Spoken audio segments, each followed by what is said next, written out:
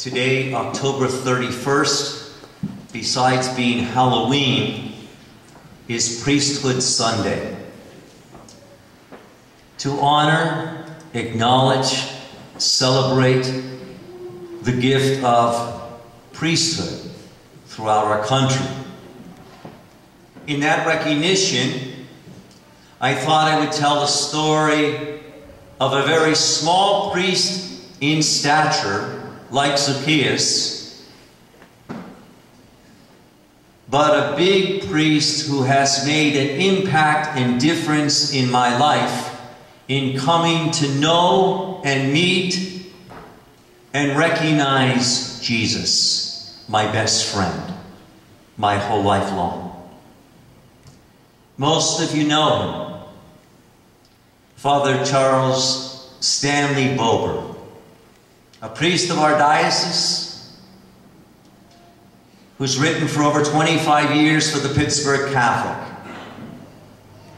He's very small of stature, about 5'4", in his mid-60s, an only child from St. Anne's Parish in Castle Shannon. His dad owned Howard Johnson's hotel there in Oakland. He's at St. Killian's. He's been my spiritual director my whole priesthood. He's a great writer and teacher. He was rector of St. Paul's Seminary, professor at Duquesne University, in charge of campus ministry there. He had the biggest parish in the diocese in Allentown and Knoxville and Mount Oliver. Of all the parishes that amalgamated to become one at St. John Vianney. And he's at the church at St. Killian's, where they have a new school that has 500 children. They're going to build North Catholic High School there. Father Bober was the vocation director when I was a youngster. And I was very small. And I'd go on retreats, watch movies. He'd tell about this man, Jesus. A healer, a preacher, a teacher, in his own genuine and gentle way, he broke open the gospel to my life. And I remember when you would take a course from him at Duquesne University, when we had registration for classes, within 2 hours, 60 people would be registered for his course, no matter what it was, because he's such a magnetic speaker. I took a course at Duquesne from him in the sacraments. You had to show up for every class because he took your name out of an envelope and you had to give a 10-minute summary of the last class. And if you weren't at class, then 15% of your grade went down the drain. So you had to show up. And I remember we were going over the sacraments, and for each sacrament, he would enact and reenact the sacrament so that we could see a wedding, First Communion, baptism. When we were on the sacrament of reconciliation, penance, conversion, healing, peace, the sacrament of tears, I remember a college student in the class asking, Father Bober, I would imagine the hardest part of being a priest is to listen to people's deepest secrets of sadness, their skeletons, the things that burden them, that weigh them down, their sins. I think that would be the toughest part of being a priest, this college student said. And after his question and inquiry, Father Bober resolutely said, that's why I became a priest. To tell others of Jesus so that they would know their salvation is in his love. And no matter what sin, no matter what sadness, no matter what trouble, no matter what hardship, along life's pilgrimage,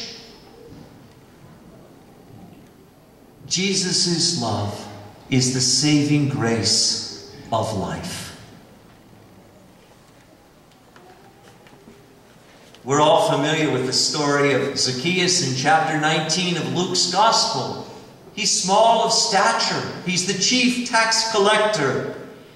He's at the height of his profession. A wealthy, rich man who was loathed and despised and hated by the common folk residents of Jericho. And Jesus was on his way to Jerusalem to the cross, and he stops by this very wealthy city of palms that had balsam, fragrant trees that had a scent and aroma that everybody delighted in.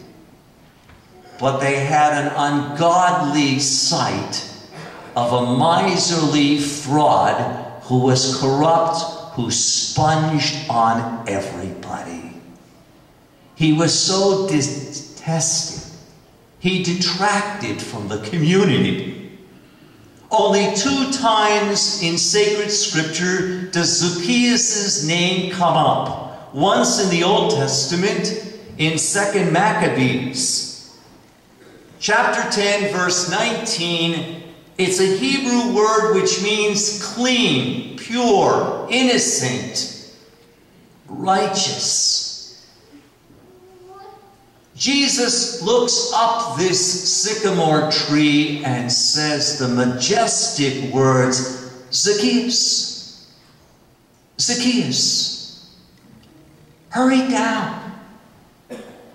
I mean to stay at your house today.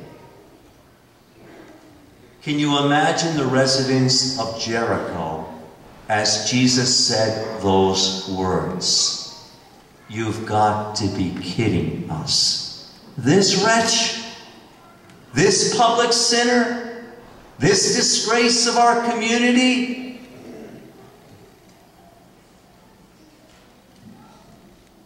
Zacchaeus had obstacles. He was small of stature. He didn't have a good name in the community. His life was tarnished.